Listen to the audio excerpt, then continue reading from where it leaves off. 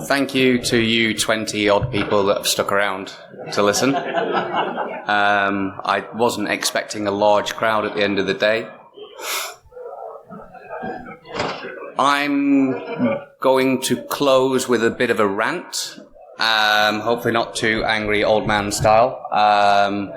You're not going to learn much. Really, my intention is just to say some things and get you to think about some things.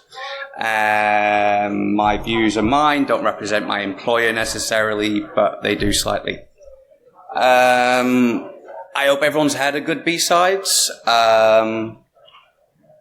I obviously hadn't seen the talks when I wrote this talk, but luckily it kind of fits anyway. I've attended quite a few, and the theme throughout the 2 days has kind of played well into this anyway. A lot of the talks that I've seen here are all good stuff. Lots of clever people doing smart things, sharing ideas. Very, that wisdom is being imparted on a lot of you in a lot of different ways. The car hacking, lockpicking, teaching how to fuzz all the things, pen test the stuff, defense, offense, etc., etc. Stuff on hacking careers, building businesses. It's all genuine good stuff. So I'm not going to rip into it. I'm not going to say it's bad stuff. It just kind of plays into what I have to talk about today, which is kind of this. What has happened to this industry was reflected quite accurately in a lot of the talks that have been given. It's all stuff for cyber warriors and digital soldiers. B-Sides is awesome. All of the B-Sides, all of these events, when I got started, there was no conferences at all. So the fact that there are so many conferences now that have spun up in the UK where people are sharing all the time, passing information around, teaching people new things is awesome. But back in the day, we kind of had to roll our own. And I was part of a small group called Uncon, and we had a little conference where people got drunk, did crazy things, shared ideas, and it was all about just having fun together. And we all worked for different competitors. There was no egos in the room. There was nothing about, big branded slides and things.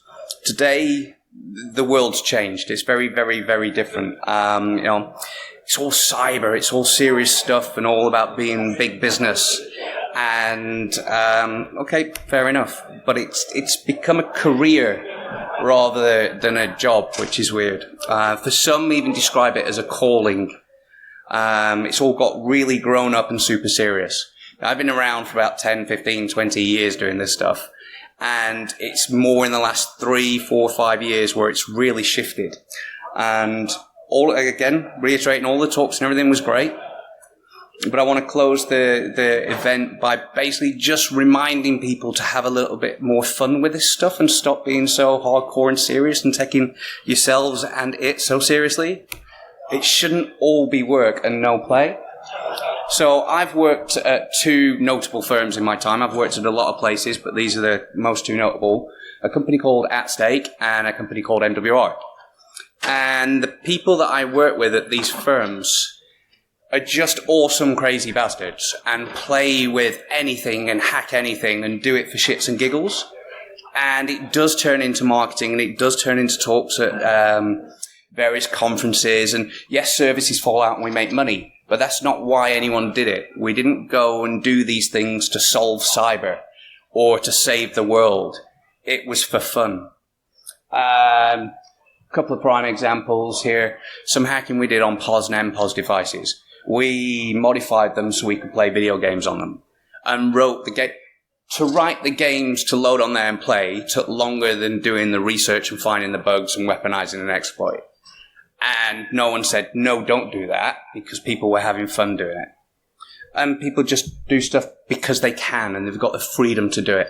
No restrictions, no constraints on what they choose to research. Now, I was having a conversation with one of the vendors over there about their education program, and I specifically asked a question about how they are teaching people to do research. And the way that they are doing it is by handing over a doctor methodology, prescription research, and then giving it to people and saying that's how you do research. And then products and services and money fall out.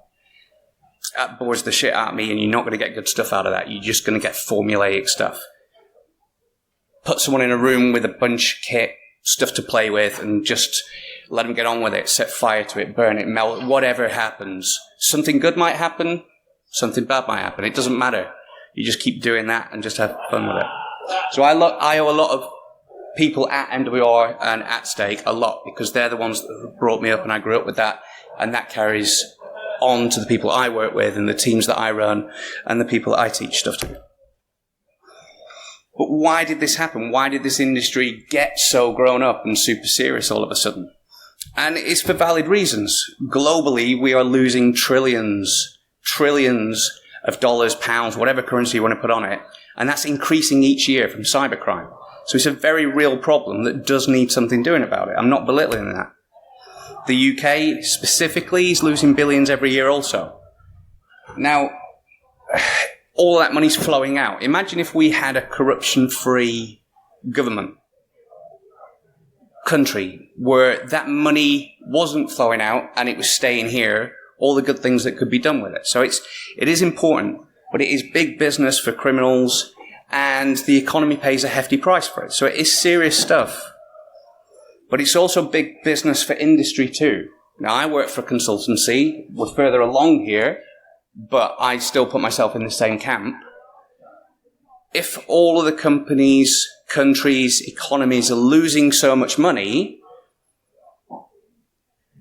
these guys are making a lot of money out of it as well, and they pay taxes. So really no one talks about how much is it really we're losing versus the industry that's cracked up, whether it's products, whether it's consultancy, whether it's sales. It's all about making as much money from this stuff as possible. When Crest launched in 2006, there was 3 or 4 companies on the list rubber stamped as being A++, would do business with again, whatever. There's over 150 firms now worldwide that are accredited, rubber stamped as the best to go and get your security from. And Crest itself is a not-for-profit organization. It doesn't mean they don't get paid. Everyone pays their membership fees, so there's business in rubber stamping people to do business. There's also a massive skills gap. That's legit. We're told all the time that we need more cyber people, more people with more skills to solve all these problems. There's not enough of us to do all these things, apparently. So that's genuine and legit as well. The UK government have even made it a top priority to build more cyber people. However, I've seen this in lots of different industries where someone decides there aren't enough people, so we go and build people. The motives aren't always the truest. So engineering, construction, nursing, same happened in those industries. There weren't enough people. But what that really meant was, because it was a scarce resource, you had to pay a lot of money for it. So if you overpopulate the industry with more and more people and stop it being so scarce, you can pay less. So it's really about driving the cost of it down. So again, it comes back to business. I just wouldn't assume that everyone that's shouting about this skills gap and we need to build more and more is doing it with the truest of intentions. And also, obviously, if being a good citizen and saving the world and being a digital cyber warrior isn't enough for you, then there's shit tons of cash to be made. You can launch a cybersecurity company, you can be a cybersecurity warrior, you can get paid the big bucks, buy the flashy cars, go on all expense trips to Vegas and party, etc. It's just this constant temptation of internet fame and fortune if you come in cyber. The financial rewards for uniquely talented people and all the rest of it are great. There's also plenty of recruiters out there that are willing to tell you the same and dangle big wads of cash at you every time you land at a different company. Just personal view, I think they're all snakes. Side note, I guess, some of you are already in roles, some of you are looking for roles, some of you are studying, etc. Everyone's telling you that there's a massive skill shortage, you're a scarce resource. Why would you need to pay a fixer to find you an employer? There's a whole bunch of desks over there with people asking you to go and work for them. The internet, people know how to do OSINT but can't figure out where to get a job. You've got to pay these guys. And yeah, you do pay them because they take a cut of your future earnings. Demand is outstripping supply. You don't need to pay someone to find you a role. So it's super, super attractive now to come and work in cyber, whether, it's recruiters trying to attract you, it's various different consultancies telling you how exciting it's going to be, how challenging, how you're a special, talented little unicorn and you're the only one that can do this stuff. But that's not enough. Now we need to build the people in the shape that we want them to. So we breadcrumb it now, put out a little trail from school to college to university to whatever. Little trail of do this, then do this, do this, do this, do this, so you can get you to be a cyberer. Just make it more accessible to get the skills. We've also got a higher education curriculum. That's, again, about further refining people into this mold. We're studying at a university, that isn't lost on me, where there is cybersecurity courses, but it's the same across the land. Lots of different cybersecurity courses, all called something different. But again, it's about building this next step along. You take from school to college to university, cyber courses galore. And then we've got the industry roadmaps that get put out, so the likes of Crest and SANS, that again tell you more learning is necessary, do this course, get this badge, get this certificate.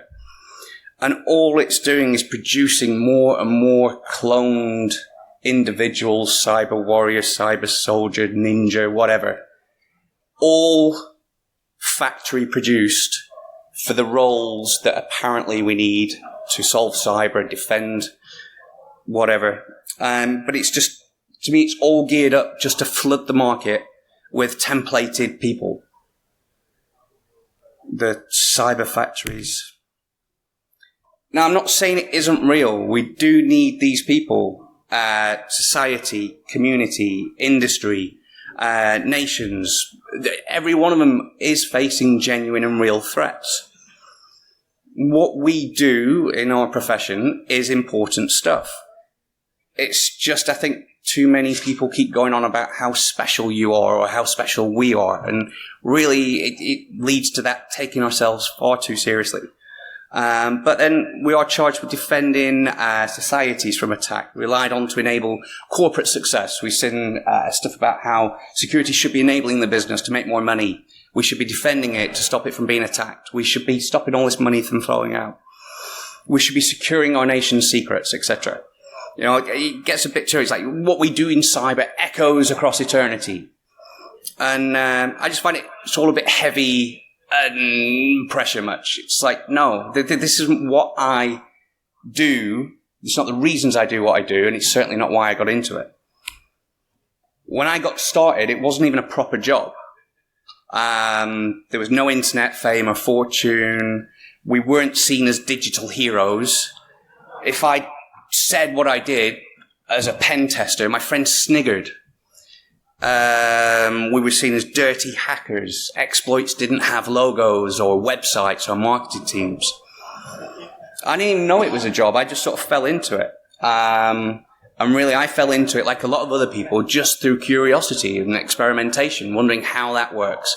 Well, I'm not going to ask someone how it works because possibly they don't know. I need to break into it. I need to open it up. I need to figure it out. Others thought it was some sort of life skill for survival in a new digital age and all this shit.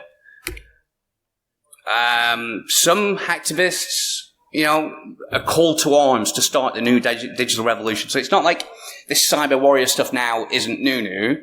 There was other people back in the day still living out various different fantasies online. But most people, myself included, were just dicking around with computers, just geeking out in our bedrooms, playing with stuff for the fun of it. We didn't take ourselves seriously. We didn't think we were serious people. No one took us seriously either. We were just doing it for the lols. And today, it's very different. So, but I don't know when it kind of happened. It snuck up on me. Apparently now we're all cyber warriors defending the world, safeguarding the digital future for everybody. And you get stuff like this from consultancies like that's their red team or whatever. Please. So you get this stuff as well. Call to battle to protect our nations on the digital battlefield. And, there's guys over there that are wearing camo that even laugh at this shit. Like, who do we think we are? We are not digital soldiers. We are not cyber warriors. It's nonsense. There is no cyber terrain to capture. But in reality, this is what it is. You remove the marketing spin, the attractive, come and cyber, etc., and you just end up in a big court drinking low-cal, dairy-free lattes, auditing systems, and doing PCI reports. But obviously that doesn't attract many people to the industry. But I mean, like, it doesn't have to end up that way. It doesn't have to be this. So I kind of want to ask, why did it stop being about having fun for people? Why did it, taking all of that is super serious and all those threats and things are real. But where's the fun gone? Now, I speak to a lot of young people coming into the industry, events like this, when we interview them, etc., and they're just so super serious. They're all about their career. How far is their career going to go? When they're going to get that title? When they're going to get that badge? How are they going to end up as a CISO or something? And Jesus, that's depressing. It's just, but they've come through this indoctrination. They've come from a factory line producing these people. They think the same way. The CVs are templated.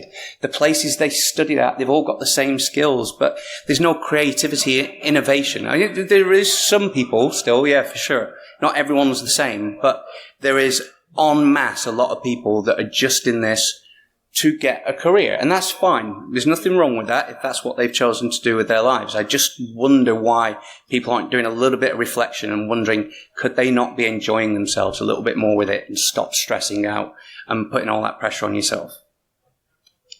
It's still a very young industry and there's a lot of time to correct it. So, as a very brief, quick example, there's an event that we run called Hack Fu. It's happening right now in a prison up in Rutland. And we just get people down there for a couple of days. This year it's a prison. It's been the Wild West. It's been an army base. It's been all the things. And there's a whole bunch of hacking challenges. Some of it, stuff you'd be familiar with, like, web app SQL injection. Others is diffusing bombs, building robots to do specific tasks. And it's an immersive learning experience. But the most part about it, it's about having fun. We take our people, throw them for a couple of days into a random, weird, unique venue with all sorts of shit going on, and they just play and have fun and learn stuff in a safe environment. I would do that over any cybersecurity course, training course, education program, classroom-based stuff, any day. And if you're interested, go and look at the videos. Now, I'm not pitching this because we don't sell it. You can only go to it if you work for MWR. I'm not trying to attract more people. I'm just saying there are different ways of teaching people skills, and there are different ways to give people the freedom to learn things and experiment and have fun than what is happening in most places. But I mean, basically, back in my day, I just wanted to hack shit just because it was fun. It is fun. It still is. So my advice to anyone that's still here and listening is, like, don't stress about job titles. Exams, certs, training, courses, career, wealth, stuff, shit. It's just going to put you in a big, big, dark black hole where there's no fun. So just break stuff and make stuff. I'm not even advocating that you just go and destroy everything that you see and find the bugs and the weaknesses. Go and create something new as well. Build something for defense. Build something... I don't know, like Internet of Things is just full of shit. But there could be some good stuff in there if people actually went and built it and played with it and experimented with it and built something new. It doesn't have to be about breaking stuff. It's just doing stuff for shits and giggles. So enjoy your job, enjoy your life, and maybe, perhaps, there'll be internet fame and all the monies will be bestowed on you. But maybe not. You shouldn't be doing it for those reasons. And definitely don't think about being a digital cyber hero of tomorrow's future digital battleground or whatever. So, I'm sorry if that was a bit ranty, but at the most, I hope it will just challenge you to think about where you are in your own careers, what you're doing, why you're doing it, and just go back to your offices, your homes, your labs, your classrooms, whatever you got going on, and just do some awesome and fun for yourselves, to play with something, to break something, to make something, whatever. Just really explore that creative side instead of coming to some presentations where they tell you about some tool, how to use it, how to do your job, and then you take that information, you go away, you template it, and you do it copy style. Some of the people that have spoken to you have either created tools, forged a new path themselves when they've been doing their own research. And yes, it's useful that they share it with you, but you shouldn't just consume and repeat. You should go and play and safely experiment with it yourself and do something yourself. Okay, so basically at the end of it, just have fun and enjoy. I don't think there'll be any questions. Thank you.